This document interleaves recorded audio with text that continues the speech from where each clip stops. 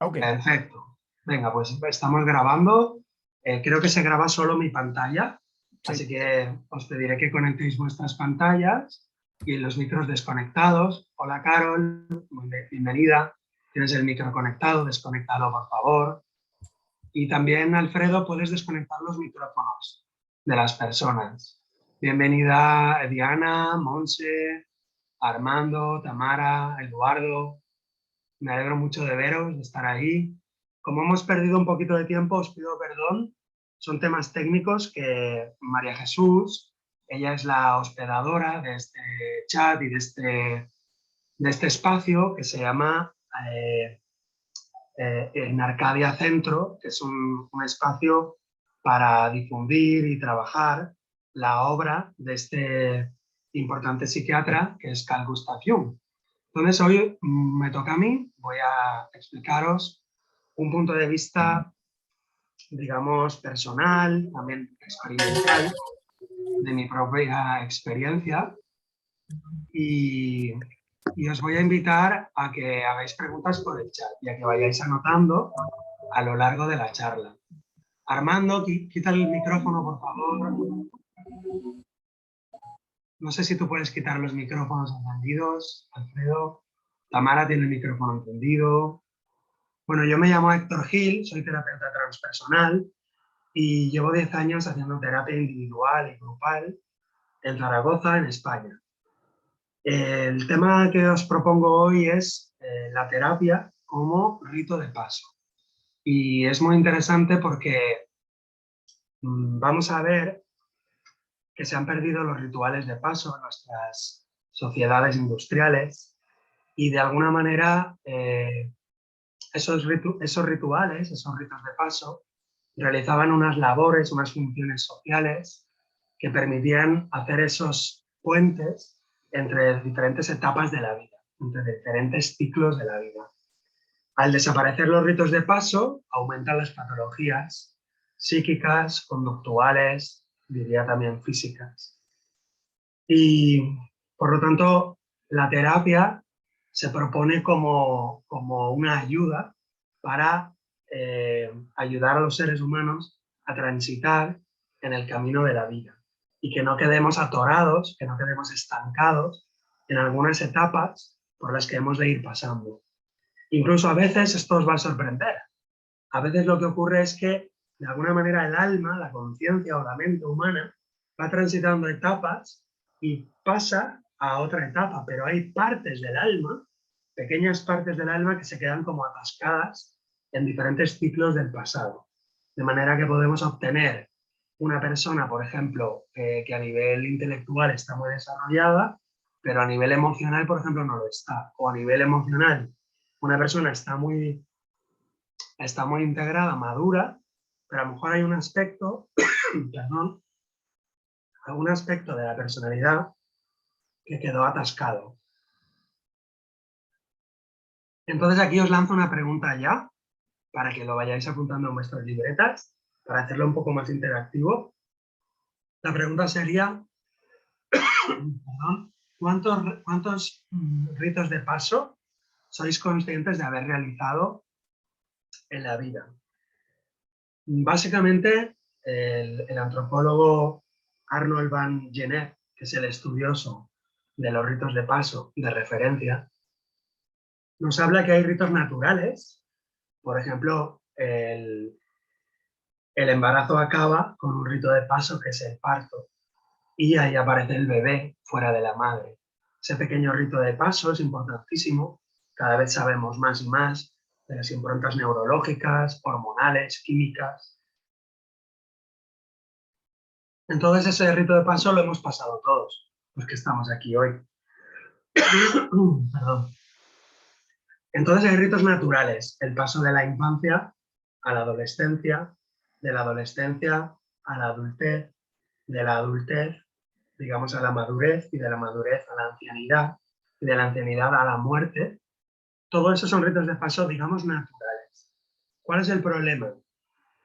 Que en las sociedades preindustriales, toda la tribu, toda la sociedad, ayudaba a realizar esos pasajes y era como una especie de celebración colectiva donde toda la tribu, donde toda la, digamos, la ciudad participaba de esos pasajes.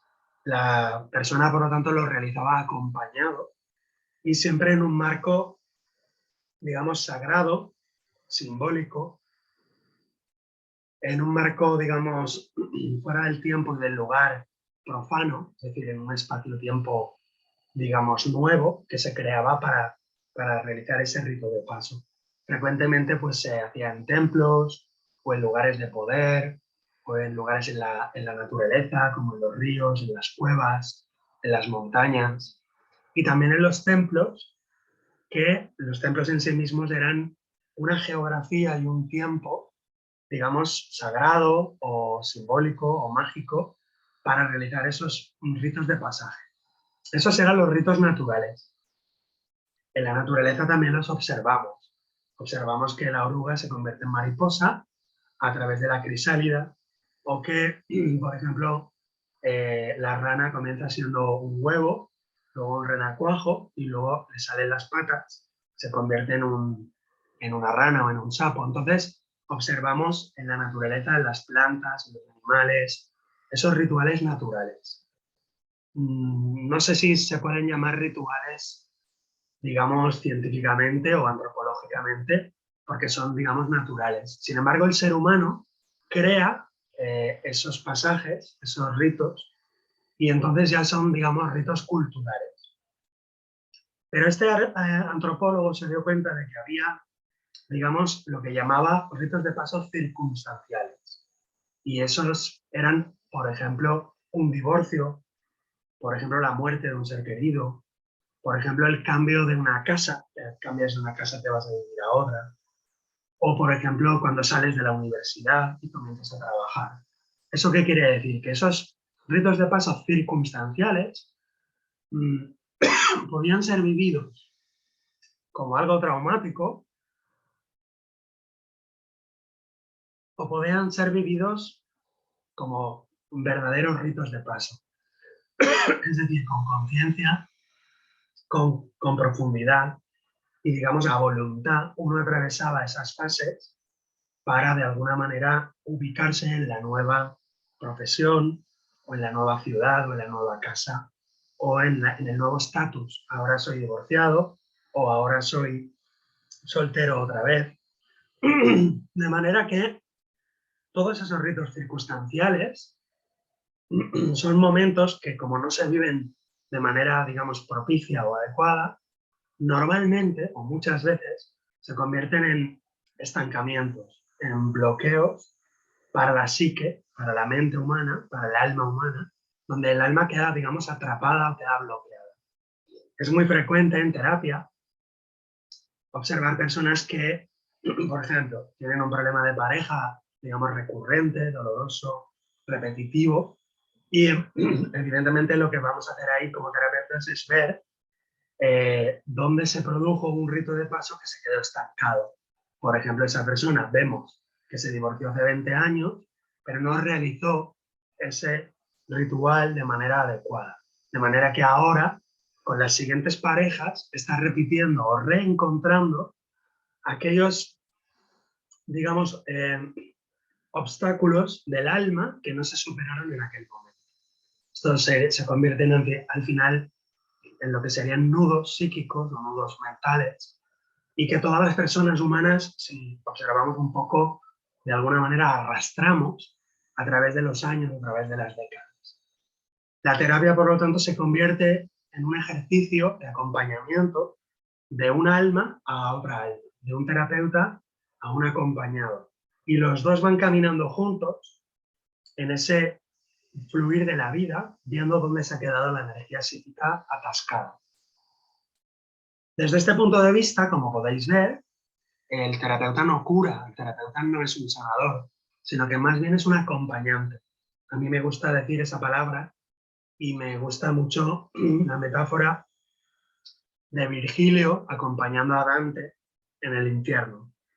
Lo va llevando por los 7 fosos del infierno, luego lo lleva al purgatorio y lo deja ante la puerta del paraíso. Y ahí, digamos, el Virgilio desaparece y ahí aparece Beatriz, que es la que guiará al alma en esos niveles transpersonales. Beatriz es otra acompañante, pero en el caso de la Divina Comedia acompaña, digamos, en los estratos superiores, en los estratos espirituales o angélicos. ¿Por qué la terapia puede ser un rito de paso? Porque, como hemos dicho, nuestra sociedad industrial o postindustrial ha perdido la posibilidad, digamos, social o institucional de acompañar a la gente en esos rituales.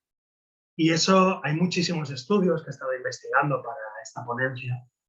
Hay muchísimos estudios que vinculan esa pérdida de ritos institucionales, sociales, vinculan esa pérdida con la proliferación de enfermedades psíquicas, psiquiátricas, incluso somáticas.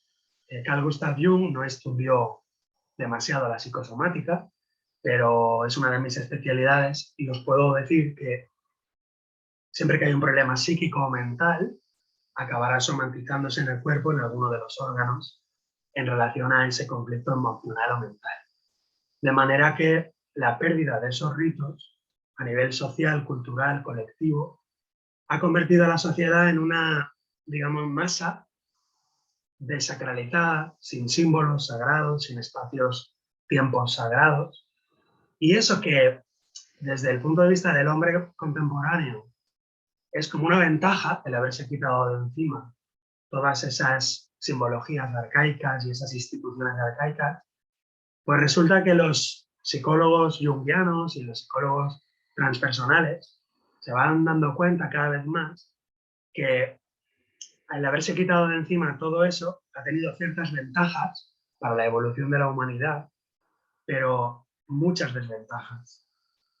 De manera que lo que se propone no es volver al pasado o repetir, digamos, ritos del pasado o reeditar cosas de civilizaciones antiguas, sino que la idea sería, digamos, coger todo lo bueno que tenemos en nuestra civilización, pero recuperar todo lo bueno de civilizaciones antiguas, como por ejemplo eran los rituales de paso. Desde el punto de vista de la psicología junguiana, que es un poco el personaje que nos reúne a todos, la enfermedad, tanto física como psíquica, es un desequilibrio entre la conciencia y el inconsciente. Por lo tanto, recuperar el equilibrio es recuperar la salud. Y el terapeuta acompaña a la persona a restaurar un equilibrio perdido. Ese acompañamiento se puede dividir exactamente igual que los ritos de paso. Se puede dividir en 3 partes. Ahora veremos las 3 partes de los ritos de paso. Sí, os pediré que desconectéis el micro. Eso iba a pedir, que es que hay algunos que no puedo desconectar el micro y entonces están conectados. Sí, sí, os pido por favor que conectéis la cámara y desconectéis los micrófonos. Y así ahora en unos momentitos entramos en las preguntas y en las respuestas. Bien, y entonces, muy brevemente, y si queréis vamos a las preguntas en muy poquito tiempo, muy brevemente os invito a que busquéis la obra del antropólogo Arnold van Gennep.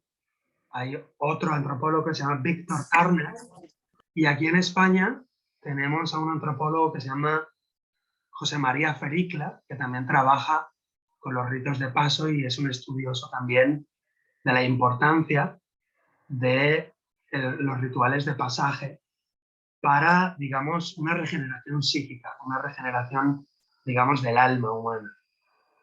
Entonces, si os fijáis, todas las culturas antiguas tenían estos ritos de paso. No hay cultura antigua que careciera de ellos. Hablamos desde la India hasta las culturas de las praderas norteamericanas, Centroamérica, África, Oceanía, todas las culturas, todas, tenían esos rituales de paso. Y Arnold van Gennep ha investigado, digamos, lo que tienen en común todos los rituales de paso de todo el planeta.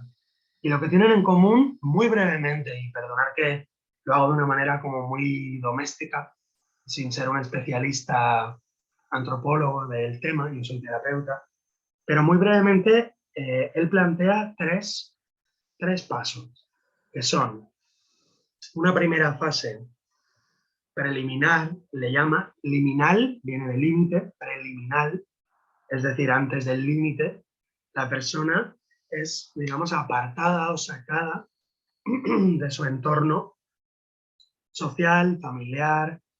Por ejemplo, la primera fase sería una separación. Y si os fijáis, esto tiene que ver con la alquimia, es lo que en alquimia es solve, la fase en negro. La persona sale de sus lazos familiares, de sus lazos, digamos, de su pueblo. Fijaros que es lo mismo que hacían en la antigüedad cuando se iban a la mili, se iban al ejército, los hombres, o cuando se realizaba una peregrinación, o cuando se hacían ciertos ritos fuera del pueblo, fuera de la ciudad. Por ejemplo, los pequeños misterios de Diana, de Artemisa, o los misterios de la diosa Istar, donde las jóvenes o los jóvenes, cada uno de ellos se iniciaba en la vida, digamos, del joven o de la doncella. Esa fase de separación en la terapia también se produce, porque la primera fase terapéutica es promover o propiciar una distancia.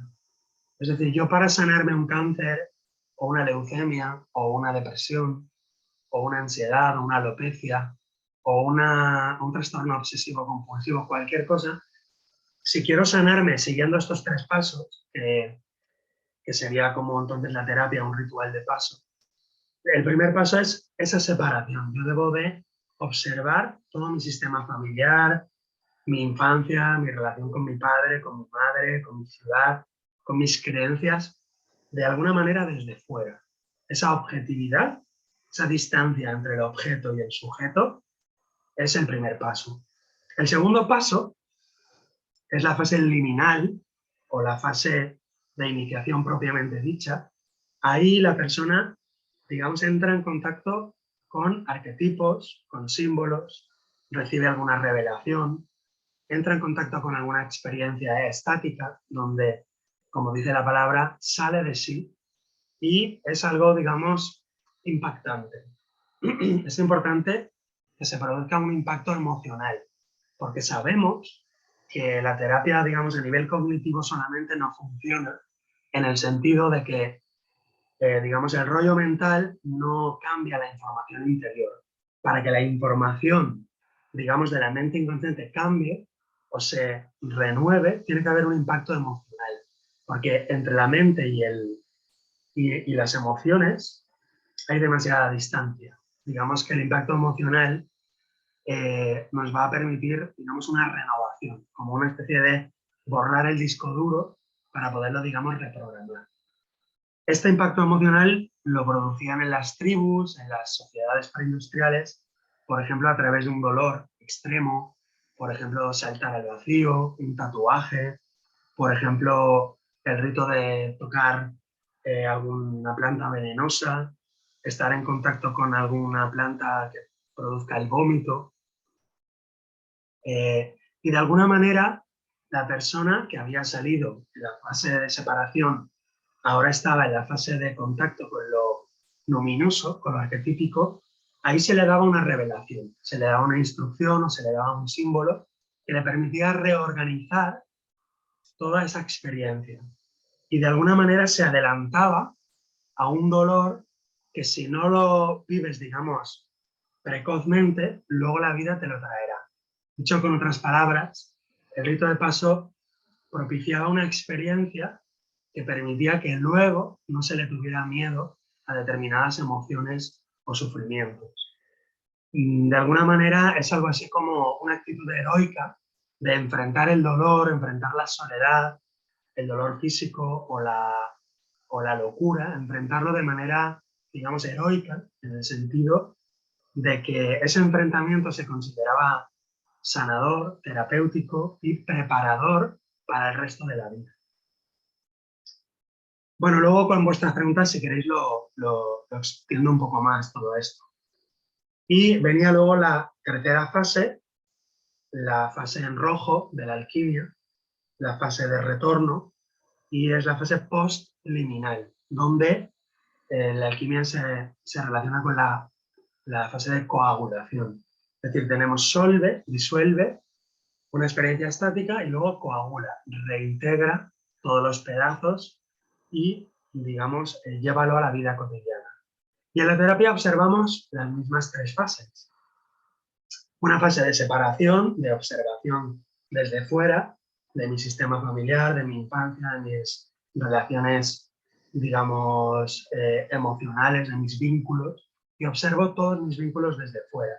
Luego hay una especie de terremoto emocional, donde, digamos, se recoloca todo, y luego hay una fase de integración y de volver a la vida normal, de volver a la rutina, de volver a la casa, a la familia, de volver a la ciudad, al pueblo, y, digamos, vivir lo que uno ha aprendido en ese proceso. Y, digamos, encarnar, por eso se llama la fase en rojo, tiene que ver con la sangre, encarnar en los propios actos y la propia conducta esas experiencias, esas comprensiones.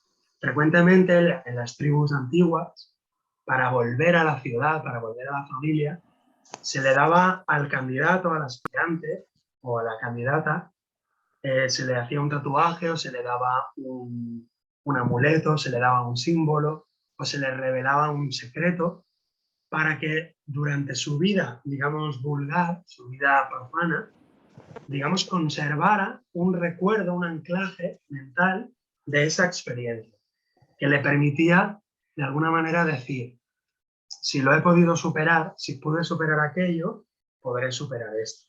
Si pude sobrepasar el dolor extremo, la soledad, el frío, el calor, el veneno, lo que fuera, si pude sobrepasarlo, podré sobrepasar esto. Y eso permitía a esas personas integrarse en la sociedad y ocupar el rol natural que les correspondía. De manera que, por ejemplo, a un joven, habiendo pasado su ritual hacia la adultez, pues le permitía, por ejemplo, pues ser cazador, o ser maestro, o ser juez, o ser militar, o lo que fuera, ¿no? Y de alguna manera la sociedad de alguna manera se ordenaba y se armonizaba gracias a esos rituales periódicos de pasaje. Entonces la pregunta que nos hacemos es, ¿la terapia es un rito de paso verdaderamente? Bueno, si hemos de ser, digamos, estrictamente apegados al sentido, en realidad no es un rito de paso, o sería un rito de paso circunstancial. Pero no un rito de paso en el sentido antropológico porque carece de, digamos, la aceptación social y el entorno social en el cual toda la tribu participa de esos rituales. Y en la terapia eso normalmente no ocurre. De hecho, más bien es al revés. O sea, a veces hay una persona que está haciendo terapia y la familia o los amigos le dicen, pero ¿qué estás haciendo? Deja eso no te conviene, etc., ¿no? Porque es muy habitual que la persona, digamos, actualice sus creencias, que repase sus prejuicios, que borre o elimine a lo mejor algunas actitudes, digamos, tóxicas. Y eso para el entorno siempre es una amenaza. Incluso aunque sea para bien, siempre es una amenaza. ¿Por qué? Porque como no está participando todo el grupo, se vive como una amenaza. Entonces es muy frecuente que el marido tiene a la mujer en terapia, la mujer está cambiando, se nota un cambio muy importante, aunque no se sabe definir, y entonces la persona se asusta. Muchas veces es al revés, el marido está en terapia, la mujer no, o el hijo está en terapia y los padres no quieren que el hijo o la hija lo haga, porque siempre esos cambios que son profundos, digamos, conllevan un cambio de percepción. La persona va a percibir otras cosas. Cuando sale del proceso, digamos, alquímico, del proceso ritual, o cuando sale de la terapia, va a percibir otras cosas y eso para el resto del sistema siempre es una amenaza. Por eso hemos de contar que el sistema normalmente es una carga y no una ayuda en el proceso ritual.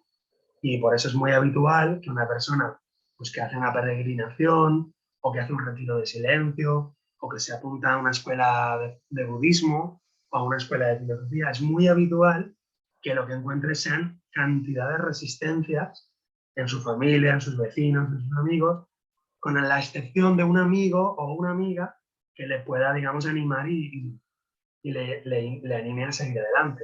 Lo normal es que la persona hoy en día se encuentra sola en cualquier tipo de camino, digamos, de regeneración psicológica.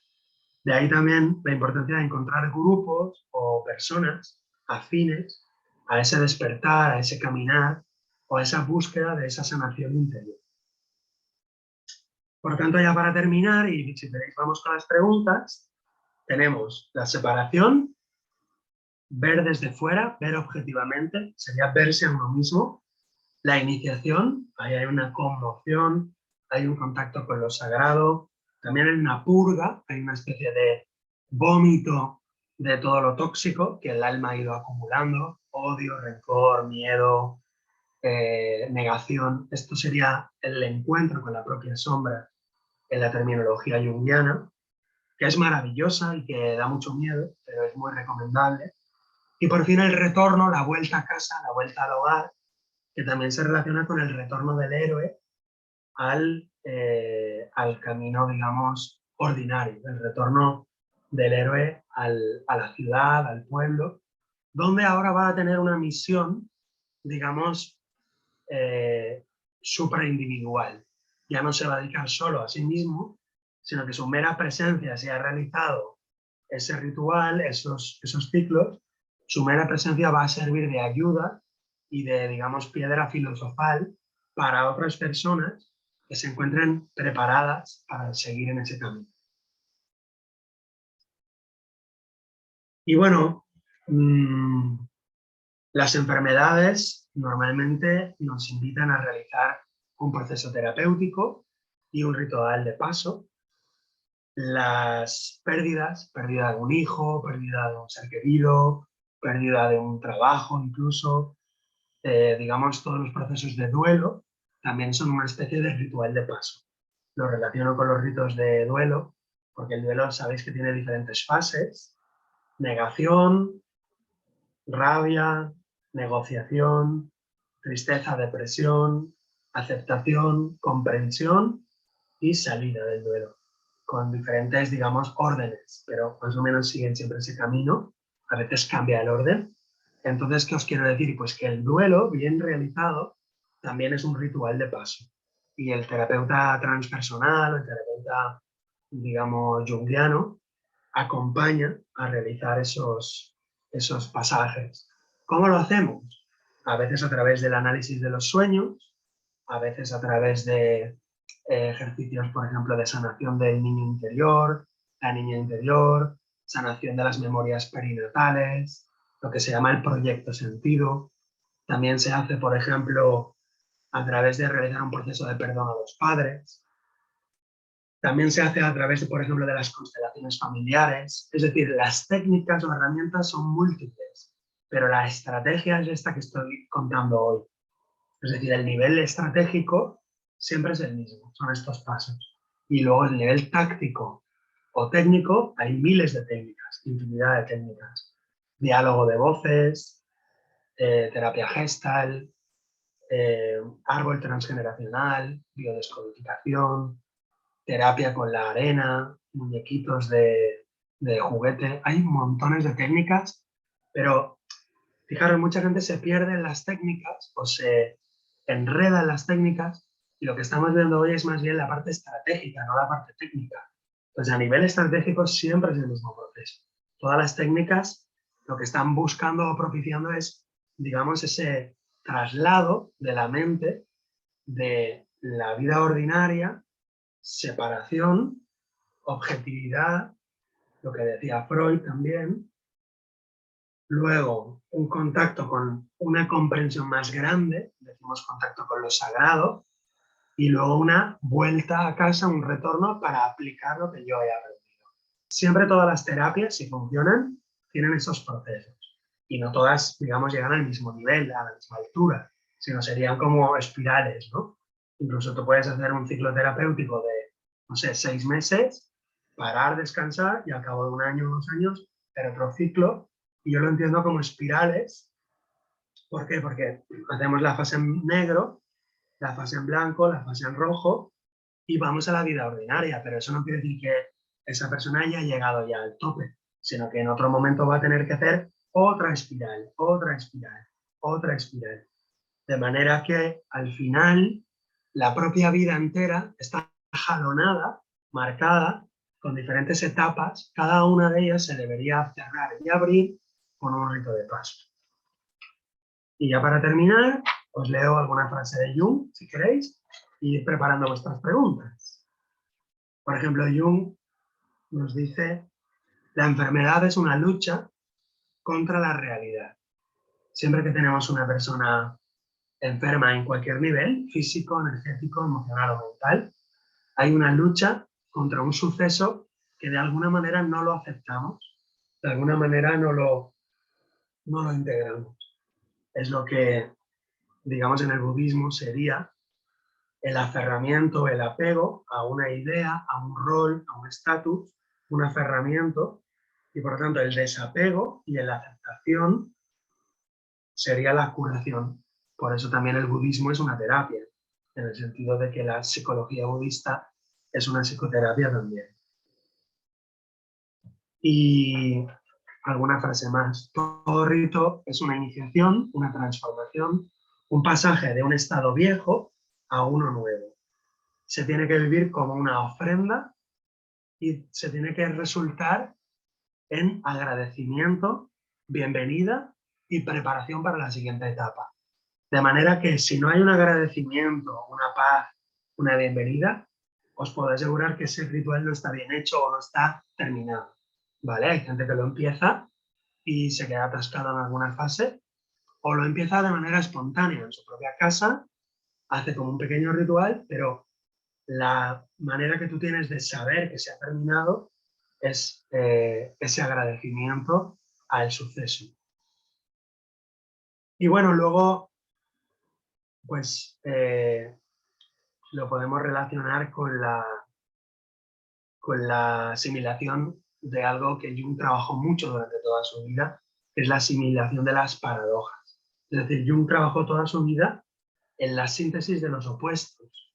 Frío, calor, hombre, mujer, divino y demoníaco, arriba y abajo. Entonces, el rito de paso, en la fase liminal, sintetiza siempre dos opuestos.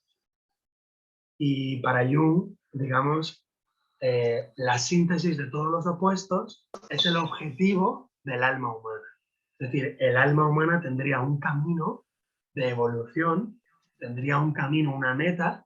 El alma humana no estaría carente de sentido, sino que el sentido de la vida, el sentido del alma humana, sería llegar a la integración de los opuestos y, digamos, a la realización del ser humano, en el que el ser humano integra todos los opuestos de una manera, digamos, armónica, pacífica y, digamos, serena. Y ese sería como la meta del ser humano. Muy bien. Pues muchas gracias. Dejo aquí la parte, digamos, explicativa, teórica, para vuestras preguntas. Va. Entonces os invito a poner las preguntas en el chat, si queréis. Si alguien se atreve a conectar el micro, pues también, si queréis, lo podemos probar, aunque muchas veces los micros hacen ruido y nos hacen perder tiempo. Pero bueno, si alguien se atreve, si alguien quiere probar. Bueno, y aprovecho para daros las gracias a Alejandro, Sela, Joaquín, Juani, Judith, Tamara, Alexia, Regina. Regina, tienes el micro encendido, así que venga. Si quieres preguntar. Maite, Maite Cubas. No sé si vosotros veis el chat, yo creo que no hay ningún mensaje en el chat. ¿No, verdad?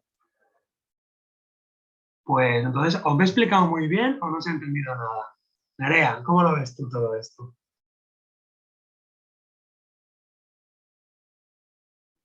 No, explicarlo se ha explicado bastante bien. Yo así como pregunta, ¿no? Pero como comentario, ya a mí me ha parecido bastante interesante conocer las fases y conocer lo que comentabas también, los paralelismos un poco con el viaje del héroe, que ya lo analizase mucho Joseph Campbell y tal.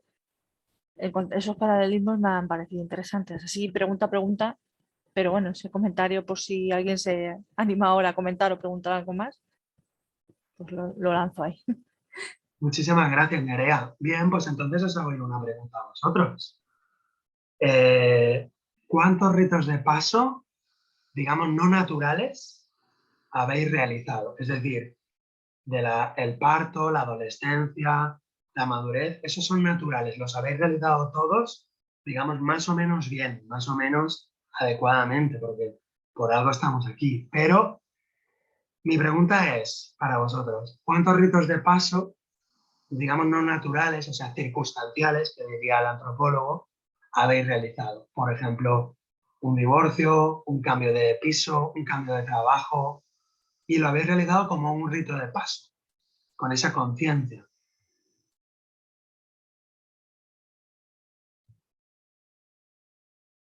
Gracias, Armando, desde México, dice muy interesante. Gracias a ti, Armando. Un abrazo para México. Siguiente pregunta que os hago. Ese rito de paso que habéis realizado conscientemente, ¿sentís que está perfectamente terminado, se ha cerrado ese ciclo? ¿O quedan cosas, quedan obstáculos, queda algo atrapado? Os voy a poner un ejemplo.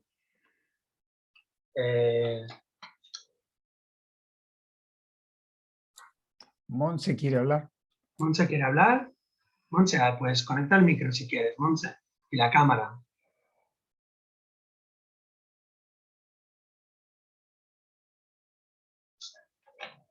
¿No se oye? Bueno, pues no sé si queréis ponerlo en el chat o si queréis conectar el micro. Os puedo poner algún ejemplo de trabajos terapéuticos. Por ejemplo, imaginaros un caso muy difícil, ¿no? El caso de una persona que tiene la muerte de un hijo, por ejemplo. Es muy difícil el duelo de un hijo o de una hija, porque, digamos, lo natural es que muera primero el abuelo, luego el padre y luego el hijo. Si muere el hijo antes que el padre, o la hija antes que el padre o la madre, normalmente nuestra cultura, nuestra civilización no sabe hacer ese trabajo, porque se le suele tapar ese dolor, esa experiencia con, pues esto es lo que hay, esta es tu desgracia, o Dios lo ha querido así, o lloras y lloras y lloras, pero pasan los meses y no sales de ahí. Entonces, ¿cómo realizar ese proceso, no? Entonces, es muy interesante la primera fase, separación. Yo me separo de todo el rollo cultural, de todas las condicionantes culturales y veo mi sistema familiar. Es muy interesante porque voy a ver que ya ha muerto un hijo antes de mí. Antes de yo que se muera mi hijo, si a mí se me muere un hijo o una hija, siempre lo voy a encontrar eso arriba, en la línea de mis padres o en la de mis abuelos. ¿Por qué? Porque lo que sucede siempre se está repitiendo. Entonces yo voy a ver que mi abuela perdió a un hijo o a una hija, o mi abuelo perdió a un hijo o a una hija. Entonces es muy interesante ver que lo que a mí me está pasando ya sucedió.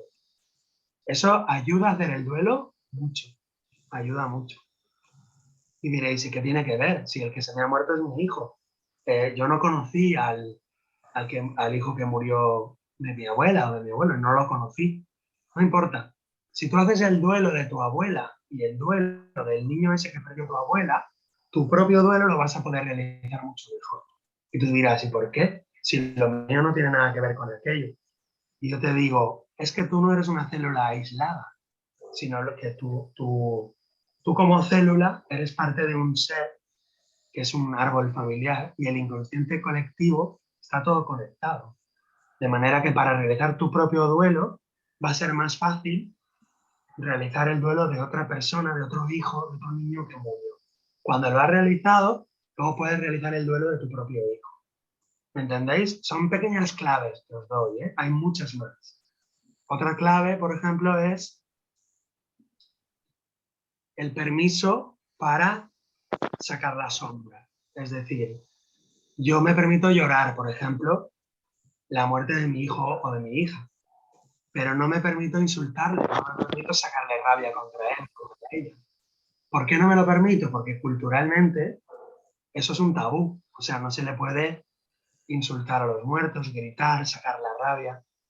Y además la propia conciencia bloquea ese trabajo, porque la conciencia dice, encima que se ha muerto mi hijo, ¿cómo voy a enfadarme contra él? Yo lo que tengo es tristeza.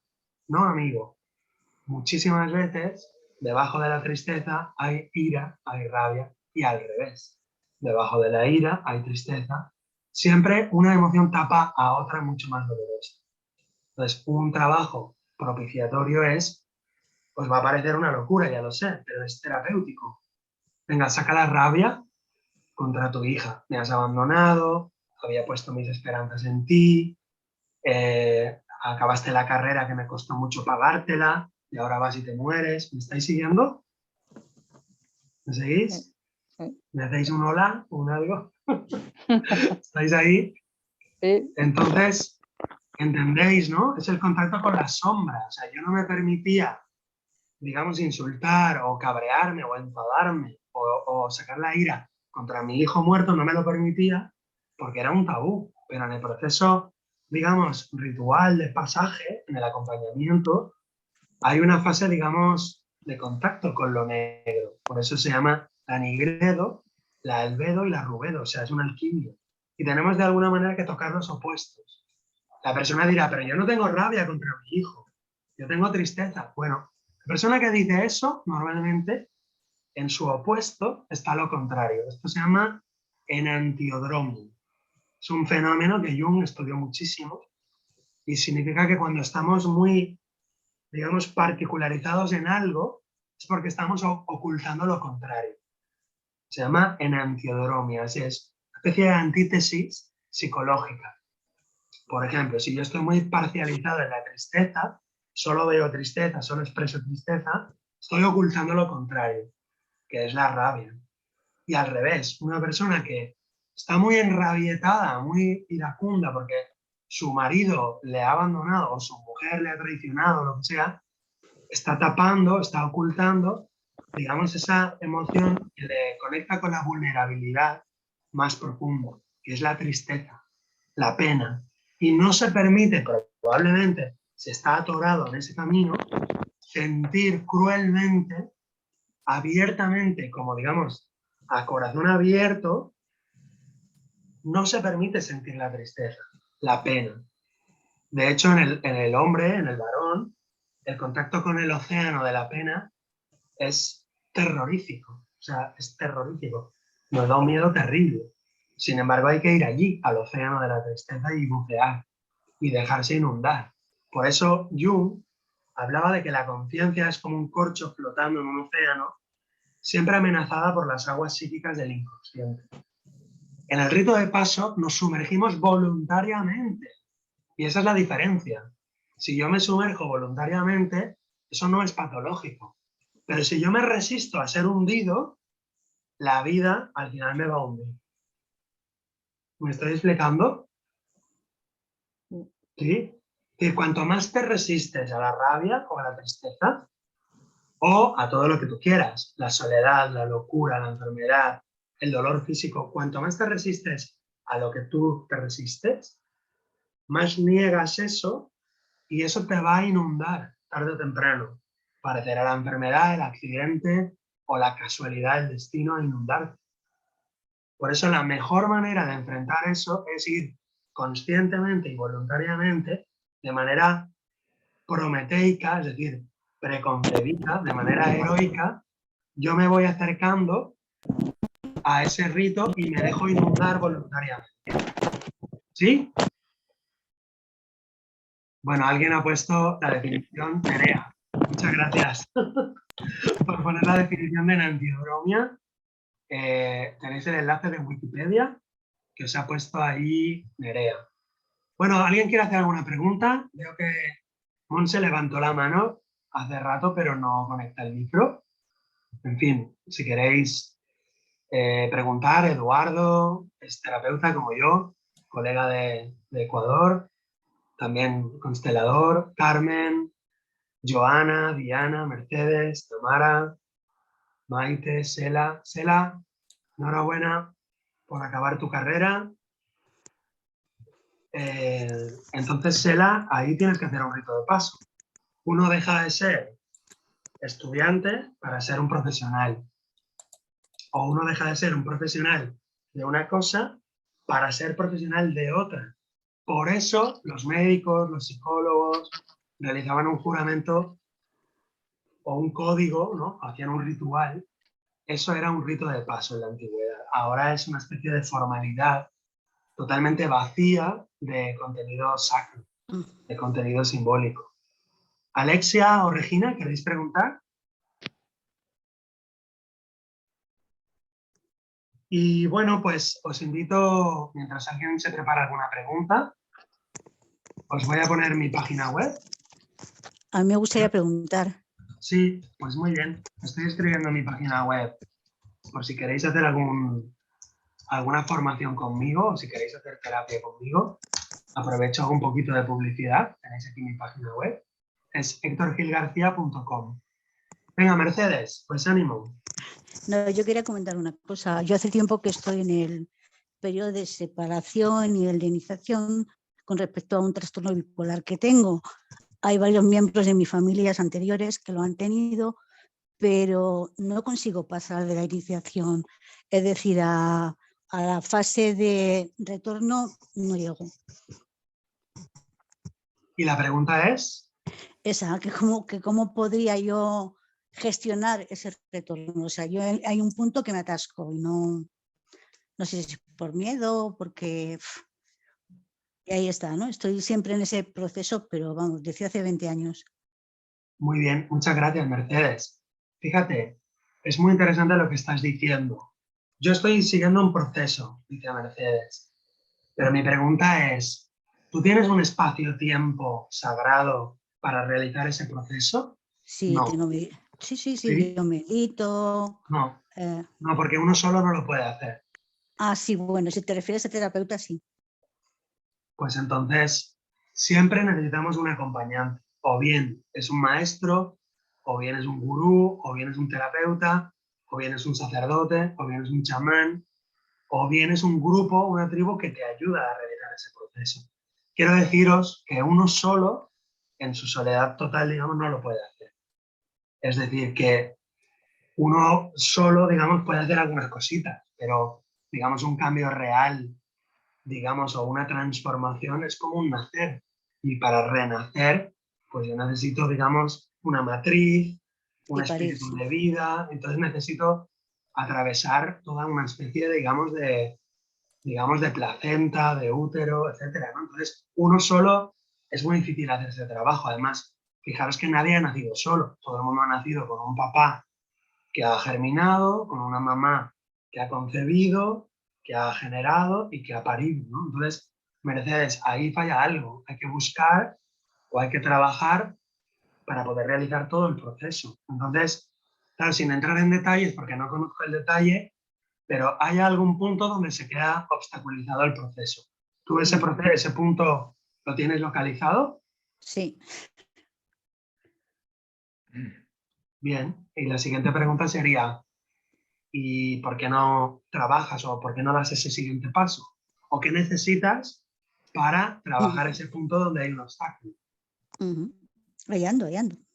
Ahí andamos. Bueno, ahí andamos todos, ¿eh? Ahí andamos todos. De alguna manera, todos estamos siempre, digamos, creciendo o investigando o sanando algo. A veces vamos muy rápido y a veces vamos muy lento. Y pasan años y estamos, digamos, poco a poco dándole vueltas a una historia que se repite. Claro.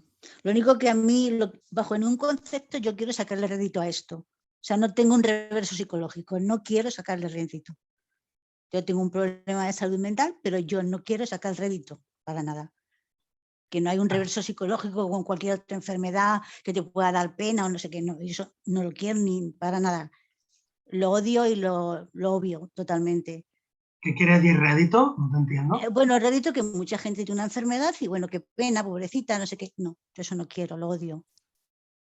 Hay personas que tienen cualquier tipo de enfermedad, independientemente que sea mental, que bueno, pues qué pena, pobrecita, no sé qué. No, eso no, yo no le quiero sacar rédito a eso.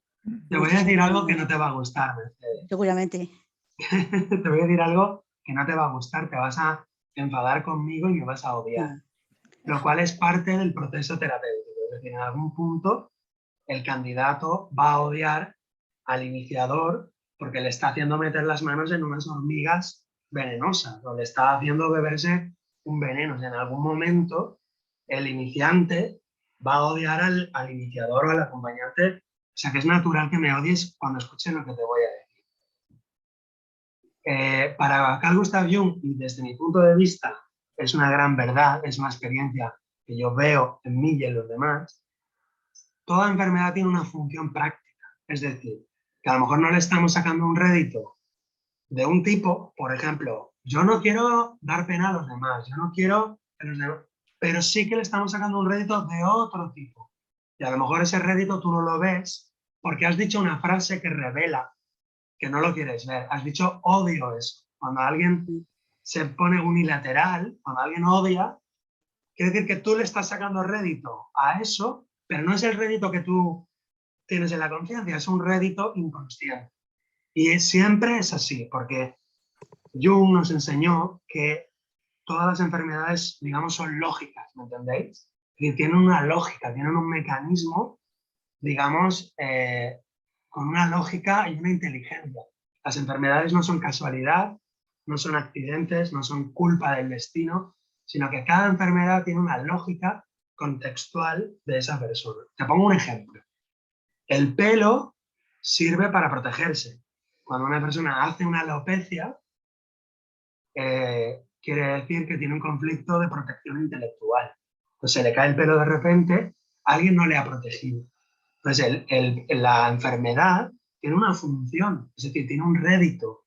La enfermedad tiene la función de quitar un pelo que no me ha protegido, que no me sirve, para dar nacimiento a otro pelo más fuerte que me proteja.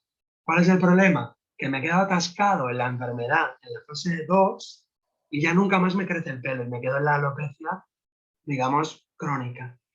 Entonces, muchas personas tienen enfermedades crónicas porque no pasan a la tercera fase y entonces hay un rédito o hay una función, digamos, útil, que es una pena, porque si pasáramos a la siguiente fase, la enfermedad desaparecería y entraríamos en otras posibilidades. Pero muchas personas tenemos enfermedades o mantenemos enfermedades porque de alguna manera ahí todavía nos sentimos de alguna manera cómodos. De alguna manera, ojo, no le estoy echando la culpa al paciente, al enfermo, porque es inconsciente, es decir, no es él voluntariamente que quiera estar enfermo, pero sí es una parte de él. Bueno, ¿alguna pregunta más? Muchas gracias, Mercedes. De nada. Judith, ¿tienes el micro conectado? ¿Quieres preguntar? Alfredo, Alejandro, Teresa.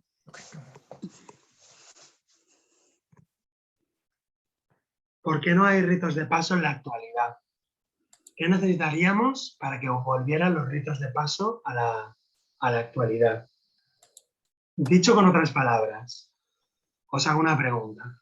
Si hubiera ritos de paso en nuestras sociedades, ¿habría tantas enfermedades psíquicas? ¿Habría tanto estrés, tanta depresión, tanta ansiedad, tanto cáncer? ¿O nos quitaríamos de encima el 50% de las enfermedades? Es una pregunta que os hago. Otra pregunta. ¿Por qué desaparecieron los ritos de paso? Entramos en una sociedad industrial donde el tiempo es oro, el tiempo es dinero y ya no hay tiempo sagrado. Todo el tiempo es horizontal. Todo el tiempo es profano. Ya no hay un tiempo, digamos, vertical. Pregunto, ¿qué haría falta para volver a recuperar esos ritos de paso? ¿Qué haría falta? ¿Un cambio de qué? Son preguntas muy interesantes, ¿no? Otra pregunta. ¿Notas que se repiten cosas en tu vida? en el sentido de problemas que se repiten. Problemas que se repiten o problemas que reaparecen. Por ejemplo, ayer en mi consulta, bueno, es que me he divorciado 3 veces. Siempre el mismo tipo de hombres, siempre el mismo tipo de divorcios. Es decir, hay un patrón que se está repitiendo. ¿Me explico? Entonces la pregunta es, ¿notáis algún patrón en vuestra vida que se repite? El mismo tipo de pareja, el mismo tipo de soledad, el mismo tipo de tristeza, el mismo tipo de enfermedad. Una enfermedad crónica ya es un patrón repetitivo. Y la pregunta es, cuando hay un patrón que se repite, por ejemplo, pues siempre me encuentro trabajos donde mi jefe pues es un abusador, o siempre me encuentro parejas donde mi pareja es infiel. O sea, ese patrón que se repite, os pregunto, ¿es una especie de rito? ¿Podría ser una especie de rito de repetición de esa situación una y otra vez con alguna finalidad? ¿Cuál sería la finalidad de una repetición que además es dolorosa, que me molesta, que me quita alegría, me quita salud, me quita felicidad? ¿Cuál sería la finalidad de esa repetición? ¿Para qué? ¿Para qué se repetirían las cosas? Es una buena pregunta. De hecho, la palabra rito tiene que ver con la palabra etimológicamente ritmo y con la palabra arte, armonía, aritmética. Por lo tanto, un verdadero rito de paso es imprimirle ritmo a la vida, armonía entre el individuo y la sociedad, entre la mente y el cuerpo. Aritmética, un rito de paso, tiene que hacerlo un maestro o una maestra, es decir, está medido, tiene que haber una medida. No es un rito que dura 7 noches por casualidad o que dura 3 noches por casualidad, sino que hay una aritmética, y por lo tanto el rito, el ritmo, la aritmética, la arete, la virtud, tienen la misma raíz etimológica. Y bueno, si os parece bien, con estas preguntas, vamos a la pregunta de Monse, que dice, sí, tengo un patrón que se repite, 5 cambios de casa y 3 relaciones que son iguales. Y tengo la sensación que estoy atascada y estoy en el proceso de perdonar y dar gracias. Bien, pues ahí tenemos varios trabajos. Por ejemplo, ¿no? Una técnica que no es una super mega estrategia, es una pequeña técnica, pero que puede ser útil, Monse, es si yo he cambiado 5 veces de casa, yo podría despedirme de esas 5 casas y darle las gracias a esas casas, poner una carta de duelo, digamos, expresar todo lo malo que yo viví en esas casas, todo lo bueno, darle las gracias y de alguna manera me despido y agradezco. De alguna manera, como dicen los chamanes, cojo trozos de mi alma que están en esos lugares, porque el alma, en su nivel astral, está en varios lugares. Entonces tú coges ese pedazo, girones de alma, que dirían los poetas, girones de tu alma se han quedado enredados en diferentes árboles. Tú te vas a esa casa, te vas a ese árbol, coges un pedazo de tu alma y lo recuperas. Y dejas un regalo. Para poder coger un trozo de tu alma tienes que dar una ofrenda. Entonces tú coges y das. Y entonces ahí se puede, digamos, sanar esa herida, digamos, astral. Esto lo hacen los indios, los chamanes, trabajan mucho en esos niveles, a nivel de la medicina chamánica, que es muy interesante, pero es muy perturbadora, porque es un paradigma completamente, digamos, diferente al paradigma en el que nos movemos, del mundo de las plantas, de los espíritus, de los muertos, etcétera, etcétera. Y bueno, queridos, si os parece bien, os invito a que me dejéis vuestro correo electrónico si queréis, me lo dejáis en el chat. Yo los cogeré, os enviaré algún boletín electrónico si queréis. Y estoy haciendo algunas formaciones online. En noviembre tenemos un taller de 2 horas sobre los ritos de paso. En noviembre, sobre Jung. También hago algún trabajo sobre el niño interior, sobre la integración de la sombra, sobre el proceso del perdón. Como ha dicho Monse, de alguna manera mi especialidad o lo que yo estoy trabajando mucho es en el perdón como técnica. El perdón es una técnica más, pero a mí me gusta porque entiendo que es una técnica muy poderosa y que bien trabajada en un nivel transpersonal, no es el perdón vulgar, ¿eh? No es el perdón de la calle, no el perdón de las religiones, sino el perdón filosófico, transpersonal, de alguna manera es ese trabajo de deshacer, desapegarme de muchos juicios que están vigentes en mi mente. Entonces yo tengo juicios que están vigentes. Es decir, tú mereces dolor, tú mereces sufrir, tú mereces morir. Esos juicios que hemos hecho, Mercedes, esos juicios, Mercedes y a todos, están vigentes en nuestro inconsciente. Entonces, hemos de ir al inconsciente y, digamos, cambiar esa opinión, ese dictamen que hemos realizado sobre otras personas.